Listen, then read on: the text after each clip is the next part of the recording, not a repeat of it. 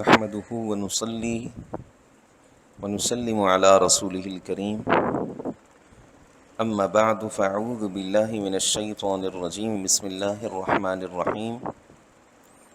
قال الله تبارك وتعالى في شان حبيبه إن الله وملائكته يصلون على النبي يا أيها الذين آمنوا صلوا عليه وسلموا تسليما بآواز بلند درود پاک پڑھ لیجیے اللہم صلی علی سیدنا و مولانا محمد وعلی آل سیدنا و مولانا محمد بعدد کل شیء معلوم لک ربی ارنی بجمالک یا رسول اللہ یا رسول اللہ یا رسول اللہ۔ حضرت سیدنا انس بن مالک رضی اللہ تعالیٰ عنہ سے روایت ہے کہ قبیلہ اسلم کے ایک نوجوان نے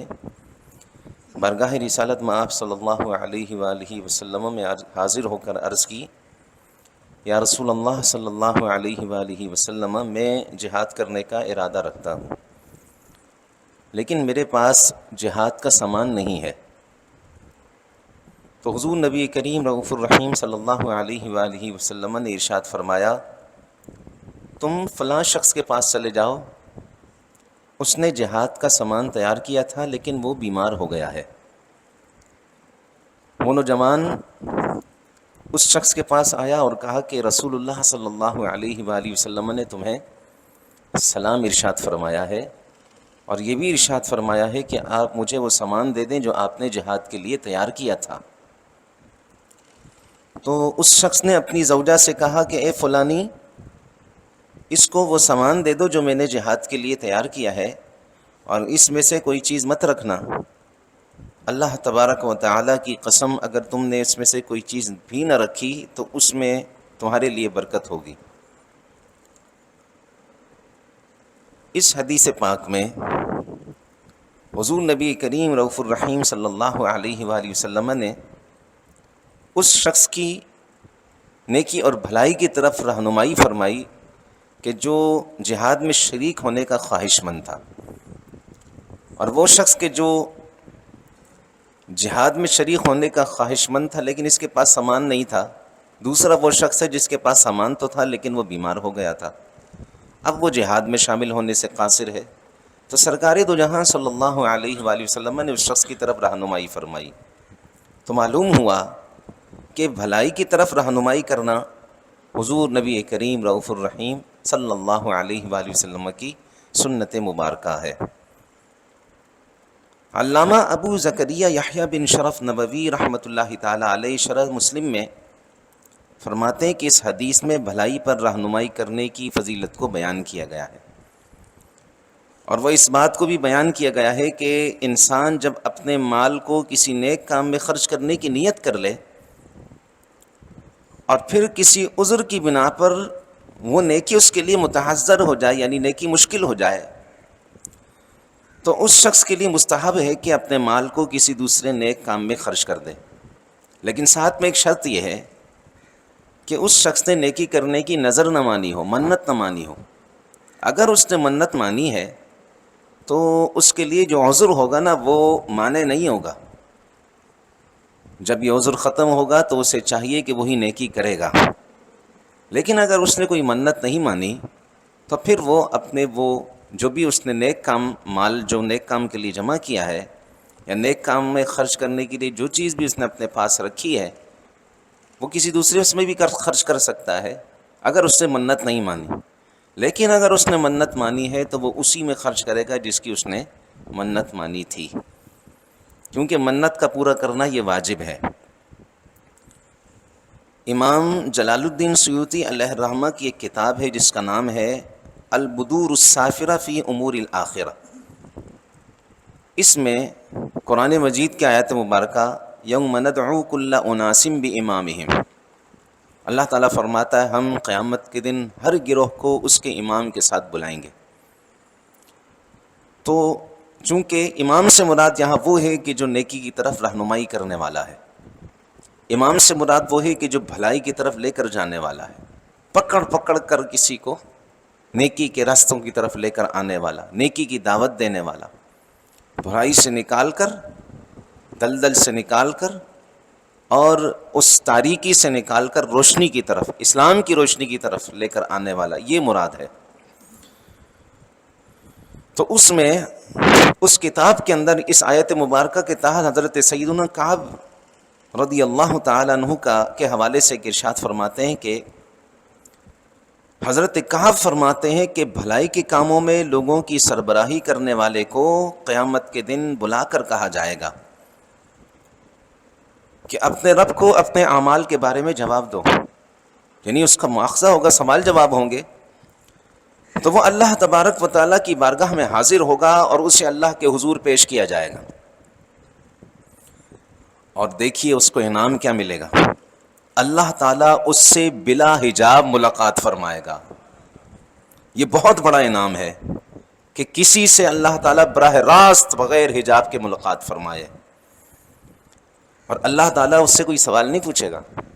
اللہ تعالیٰ اسے خوشخبری سنائے گا، اسے مجدہ سنائے گا، کس کا؟ جنت کا۔ اور پھر وہ اپنا اور نیکی کے کاموں میں ساتھ دینے والوں اور اس پر معاونت کرنے والوں کا مقام اور مرتبہ دیکھے گا۔ ایک تو نیکی کا کام ہوتا ہے، پھر اس میں کچھ ساتھی ساتھ مل جاتے ہیں، کچھ معاونت کرتے ہیں، کچھ پیسے کے ذریعے کرتے ہیں، کچھ زبان کے ذریعے کرتے ہیں، جس نے بھی جس انداز میں، دام درہم میں، بدن سخن، کسی بھی انداز میں اس نے تعاون کیا ہے، معاونت کی ہے، ساتھ دیا ہے، ان کا مقام اور مرتبہ وہ دیکھے گا۔ اسے جنت میں لے جایا جائے گا اور اسے کہا جائے گا یہ فلاں کا ٹھکانہ ہے، یہ فلاں کا ٹھکانہ، یہ فلاں کا مقام اور مرتبہ ہے۔ پھر وہ اللہ تبارک و تعالیٰ کی جانب سے اس کے لیے تیار کردہ انعامات اور اکرامات دیکھے گا جو اس کے لیے ہوں گے۔ تو وہ اپنا مقام جب دیکھے گا، جو پچھلے جتنے مقام دکھائے گئے ان سب سے افضل اور اعلیٰ مقام اس کو دیا جائے گا کہ جو نیکی کی طرف رہنمائی کرنے والا ہے، بھلائی کی طرف رہنمائی کرنے والا۔ پھر اسے جنتی لباس پہنایا جائے گا اور اس کی تاج پوشی کی جائے گی، اس کا چہرہ چاند کی طرح چمکنے لگے گا، اور اسے دیکھنے والی ہر جماعت کہے گی اے اللہ اسے ہم میں شامل فرما۔ یہ جنتی جماعت ہوگی، ہر جماعت چاہے گی کہ یہ ہم میں شامل ہو جائے، یہ ہم میں شامل ہو جائے۔ تو وہ آگے بڑھتا جائے گا حتیٰ کہ نیکی کے کاموں میں معاونت کرنے والے ساتھیوں کے ساتھ پہنچ جائے گا، ان کے ساتھ پہنچ جائے گا، اور ان ساتھیوں سے آ کر کہے گا اے فلاں تمہیں مبارک ہو، اللہ تعالیٰ نے تمہارے لیے جنت میں یہ انعامات رکھے، اے فلاں تمہیں بھی مبارک ہو، جس نے اس کے ساتھ نیکی کے کاموں میں معاونت کی ہے، ساتھ دیا ہے، ان کے مقامات کے بارے میں کہے گا، اور آ کر کہے گا اے فلاں تمہیں مبارک ہو، اللہ تعالیٰ نے تمہارے لیے جنت میں یہ انعامات تیار کر رکھے ہیں، اور وہ انہیں رب تعالیٰ کے ان کے لیے جنت میں تیار کیے گئے انعام و اکرامات کی خبریں دے رہا ہوگا۔ جیسے جیسے ان کو خبریں دے گا،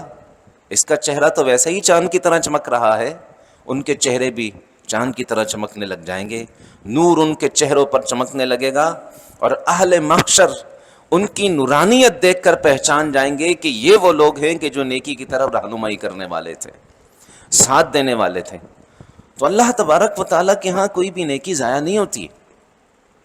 اللہ تعالیٰ کے ہاں نیکی محفوظ ہوتی ہے، اور اس نیکی کا اجر اور ثواب جو قیامت کے دن ملے گا وہ پردہ ہٹ جائے گا۔ ابھی ہمارے درمیان رکاوٹ ہے، پردہ ہے۔ وہ کس کا پردہ ہے؟ یہ موت کا پردہ ہے، یہ موت کا پردہ ہے۔ موت آئے گی وہ سارے حجابات اٹھ جائیں گے، موت آئے گی فرشتے بھی نظر آنے لگ جائیں گے، موت آئے گی تو وہ انعامات و اکرامات بھی موت آنے کے بعد ملیں گے نا۔ جس نے دنیا کی سختیاں، تکالیف، مصیبتیں برداشت کی ہیں، جس نے مصائب و آلام پر صبر و استقلال اور صبر و استقامت کا مظاہرہ کیا ہے، اس پر جو انعام و اکرامات ملنے والا ہے وہ موت کے بعد ملے گا۔ اس لیے تو علامہ اقبال نے کہا تھا کہ موت کو سمجھے ہیں غافل اختتام زندگی۔ موت کو غافل لوگ زندگی کا اختتام سمجھ رہے ہیں، موت کو سمجھے ہیں غافل اختتام زندگی، ہے یہ شام زندگی صبح دوام زندگی۔ فرماتے ہیں ہے ظاہراً زندگی کی شام ضرور ہے، لیکن ایک ایسی صبح کا آغاز ہے کہ ایسی زندگی کا آغاز ہے کہ جس کو ہمیشگی والی زندگی ہے، کہ دوبارہ کبھی موت نہیں آئے گی۔ پھر دوبارہ زندہ تو ہونا ہے، دوبارہ مرنا نہیں ہے، کہ موت کو بھی موت آ جائے گی لیکن جب دوبارہ زندہ کیا جائے گا پھر موت نہیں آنی ہے۔ تو یوں اس بات کو سمجھیے کہ یہ اللہ تبارک و تعالیٰ کتنا انعامات و اکرامات عطا فرماتا ہے اور کیسا اپنے بندوں پر فضل فرماتا ہے. اور سب سے بڑا فضل کیا ہے؟ جو نیکی کی طرف رہنمائی کرے اس کو اللہ تعالیٰ بغیر حجاب کے اس سے کلام فرمائے گا اور اسے جنت کی خوشخبریاں سنائے گا، مجدہ سنائے گا، اور اسے مقام اور مرتبہ دکھایا جائے گا، اسے جنتی لباس پہنایا جائے گا، اسے تاج پوشی اس کی جائے گی، اور اس کے ساتھیوں کا بھی مقام اسے دکھایا جائے گا. اللہ کریم ہم سب کو نیکی کی طرف رہنمائی کرنے والا بنائے، گناہوں سے بچنے اور دوسروں کو بچانے والا بنائے. آمین بجاہ سید المرسلین وآخر دعوانا الحمد للہ رب العالمین. الصلاة والسلام على اشرف الانبیاء وسید المرسلین وعلى آلہ وصحبہ اجمعین. اللہم ربنا زدنا علما نافعا وعملا صالحا ولسانا ذاکرا وقلبا خاشعا وبدنا صابرا ورزقا واسعا. اللہم استرنا بسترک الجمیل فسہلنا یا الہی کل صعب